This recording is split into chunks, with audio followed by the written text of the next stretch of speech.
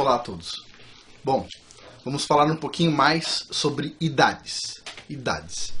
E para isso nós vamos falar um pouquinho sobre carvão. É muito interessante. Eu vou apresentar o trabalho de 3 pesquisadores para mostrar que as idades que a geologia mostra em geral estão superestimadas. Acredita-se que um fator de pelo menos 10 mil. Para começar, eu vou descrever aqui rapidamente os resultados do trabalho do professor Robert Gentry. Ele fez análise de madeiras carbonizadas de minas de urânio no Platô do Colorado e em Utah. O resultado dele é muito interessante e foi publicado na revista Science, que é uma das melhores revistas do mundo, né?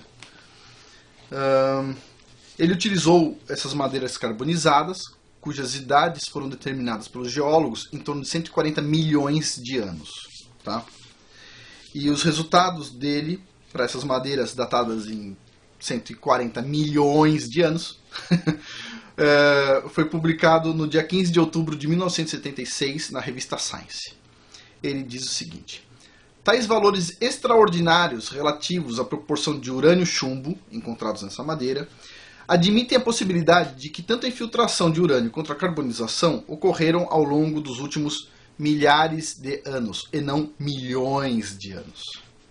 Ou seja, ele disse basicamente que o carvão se forma rapidamente se comparado com o modelo geológico tradicional. E aí vem a pergunta. Ele mostrou isso de uma forma bem estruturada, não rapidamente que nem eu estou fazendo aqui.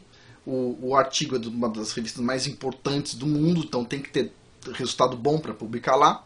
E qual que foi a reação da comunidade geológica internacional? Silêncio. É melhor ninguém falar nada, porque está difícil de refutar. Não é verdade? Bom, então, no dia 27 de janeiro de 1977, o professor Robert Gentry recebeu uma carta do professor Rafael Kasman, da Universidade de Louisiana, dizendo que a comunidade geológica precisava de um pouco mais de tempo para rever a escala geológica. Bom, meses depois, já que tinha um silêncio na comunidade científica, o professor Rafael Kasman preparou um simpósio chamado Já Era Tempo, 4,5 bilhões de anos, com uma interrogação enorme no final. Os resultados do simpósio foram publicados no exemplar de setembro de 1978, na revista Geotimes. E ele disse o seguinte, nessa revista, tá na publicação: apesar dos depósitos de onde a madeira carbonizada tenham sido considerados como sendo da era Cretácea e possivelmente das eras Jurássica e Triássica, a proporção entre urânio 238 e chumbo 206 deveria ser baixa. Ao invés disso, foram encontrados halos com proporções de urânio e chumbo que variavam de 2.200 a 64.000. Se as proporções de isótopos forem usadas como base para o estabelecimento da idade geológica, então as idades atualmente aceitas podem estar elevadas a um fator de 10 mil, admitindo a possibilidade de que as idades da formação devam ser medidas em milênios e não em milhões de anos ou bilhões de anos. Bom, tal informação permaneceu intacta desde 1976 até hoje e nenhuma pesquisa científica refutou essa informação na literatura desde então. Ou seja, ela é válida. Não tem nada que diga, não, existiu uma fraude, existiu um problema de medição, existiu alguma coisa. Não, ela está intacta até hoje. Só que a pergunta é, se ela está intacta até hoje numa revista tão importante, por que ninguém nem comenta essa informação num curso de geologia? Nem comentário pode ter. Bom, vamos lá. Em seguida eu vou falar sobre um trabalho muito interessante feito na bacia hidrográfica do rio Powder, no Wyoming e Montana, na mina Eagle Butte. Esse trabalho foi feito pelo professor James McClurg e foi publicado na revista Earth Magazine de maio de 1993.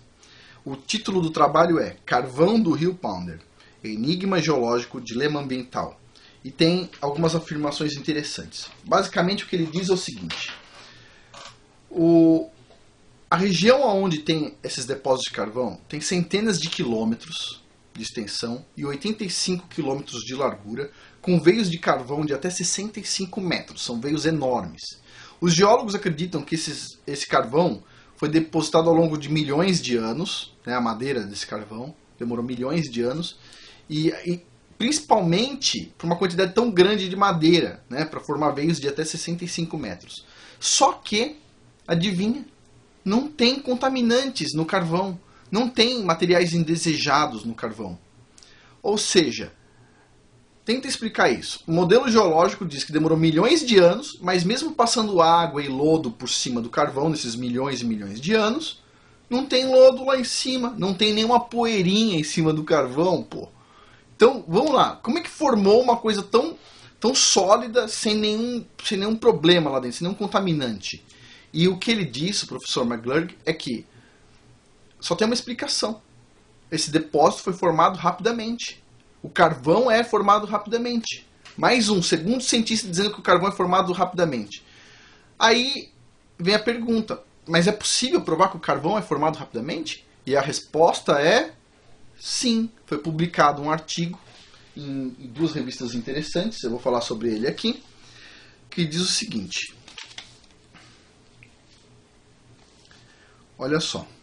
O artigo foi publicado na revista Chemical Engineering News, no dia 21 de novembro de 1983, e mostra como a equipe do laboratório Argonne criaram um carvão sintético em 8 meses.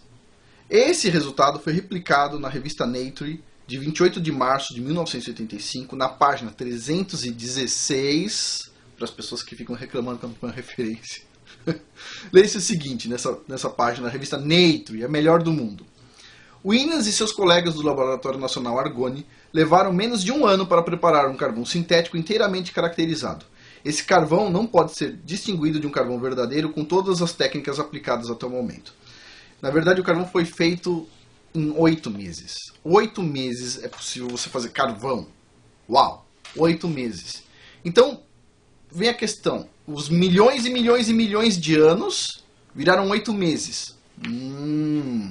Então, quer dizer, o geólogo diz que precisa de milhões de anos para formar o carvão. E, de repente, eles descobrem que precisa de 8 meses. Ah, interessante. Eles dizem que o carvão tem 140 milhões de anos de idade. De repente, o geólogo vai lá, faz a medida e tem quanto? Alguns mil anos de idade. 3.000, na verdade. Bom, o que eu vou falar aqui? O professor Robert Gentry, ele acredita que a Terra tem 6.000 anos e ele acredita que o principal evento geológico que aconteceu no planeta foi o dilúvio. Tá? E eu vou explicar o porquê. Não é só ele que acredita que a Terra tem 6.000 anos. Tem o professor McGlurk, tem o professor Rafael Kasman, tem o professor, esse outro professor que eu falei agora, o